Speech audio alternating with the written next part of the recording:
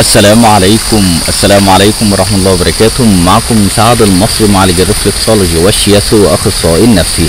بنكمل مع حضراتكم الاسئلة اللي جات لي عن طريق الايميل. وام بتسأل ماذا عن القماط. القماط ده اللي هو عبارة عن زي شاش او زي قطعة قماش، وبحاول ان انا الفها على ظهر المولود اول ما بيتولد.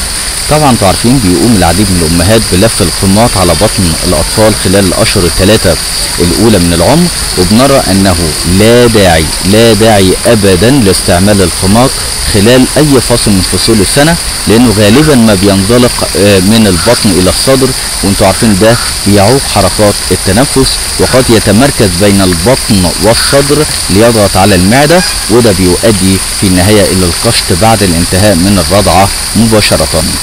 فعشان كده بنأكد يا جماعة ان القماط ده ان هو بيقولوا بيسند الظهر، ليس له تعليل طبي سليم. مفيش اي مؤشرات او اي ابحاث علمية بتقول ان دون فعلا بيساعد الظهر او الكلام ده كله. وبنأكد على الامهات اللي هم اتعودوا على لف القماط لاطفالهن ان يمتنعن عن ذلك بعد الشهر الثالث من العمر، ملوش اي لازمة يعني. طيب ماذا عن حمام الطفل؟ انا عايز احمي طفلي، احميه ازاي؟ طبعا انتوا عارفين بيتم الحمام الاول بعد ولادة الطفل مباشرة. اما في حالة الاطفال ناقصي الوزن عند الولادة فيؤجل الحمام الاول لمدة قد تطول الى شهر، او بالتحديد حتى يصل وزنه الى 3 كيلو جرامات ونصف، 3 كيلو ونص. وبيتم الحمام الثاني بعد سقوط الحبل السري وليس قبل ذلك حتى لا يتلوث جرح السرة.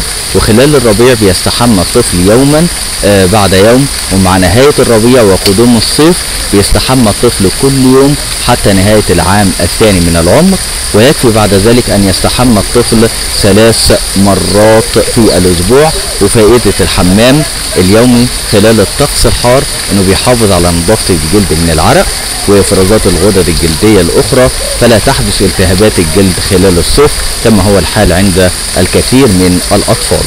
وانسب الاوقات لاستحمام الاطفال والصغار هو قبل الرضعة الساعة 9 مساء، ثم يتناول الطفل الرضعة سواء كانت من الثدي او زجاجة، ولذلك النوم العميق.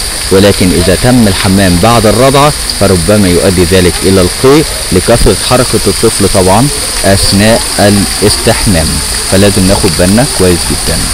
طيب ماذا عن مكان الاستحمام؟ هنحميه فين؟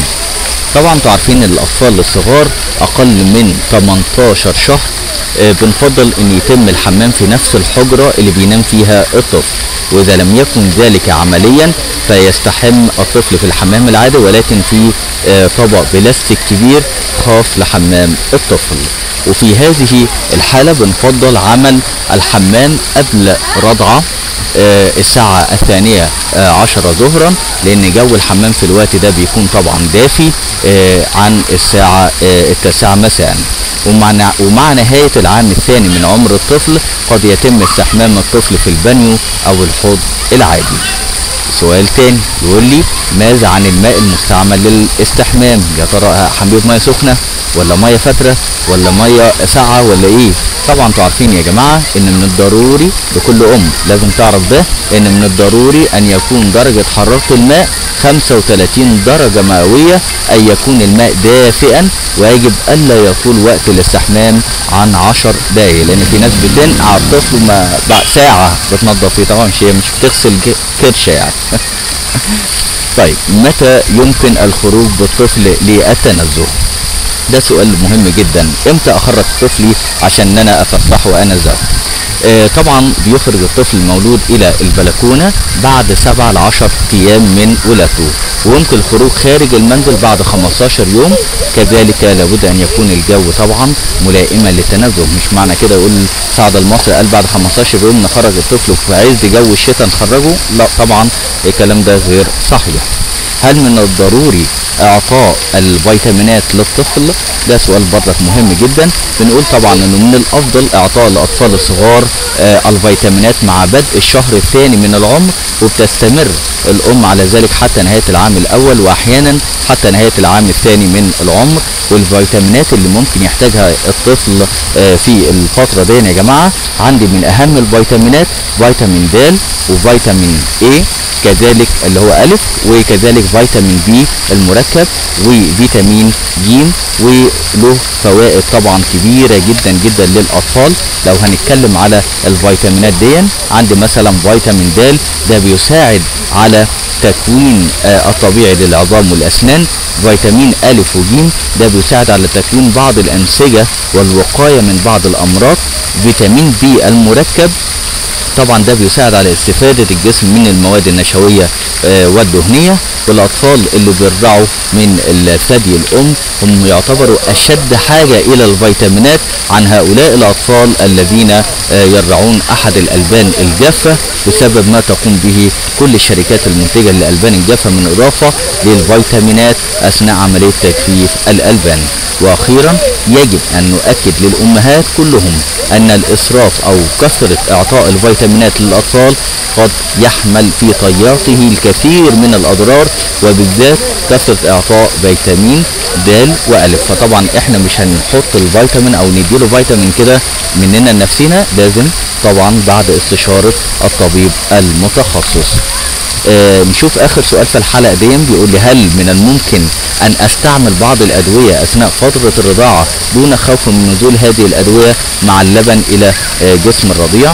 طبعا هي الام لو تعبانه مثلا، هل هي ممكن تاخد ادويه والادويه دي مش هتاثر على لبن الام؟ طبعا هذا يحدث فعلا. فبعض الادويه التي تستعملها الام يتسرب جزء منها مع لبن الرضاعه الى المولود، وبيظهر تاثير ذلك بوضوح عندما تستعمل الام المسهلات، فيؤثر ذلك في براز الطفل. ولذلك لا يجوز استعمال اي دواء خلال فتره الرضاعه دون طبعا استشاره الطبيب. كان معكم سعد المصري الاخصائي النفسي ومعالج الرفلكسولوجي والشياتسو. للتواصل معي رجاء الاتصال على 012 36 90 535 او عن طريق الايميل سعد_استاذ online@yahoo.com. والسلام عليكم ورحمة الله وبركاته.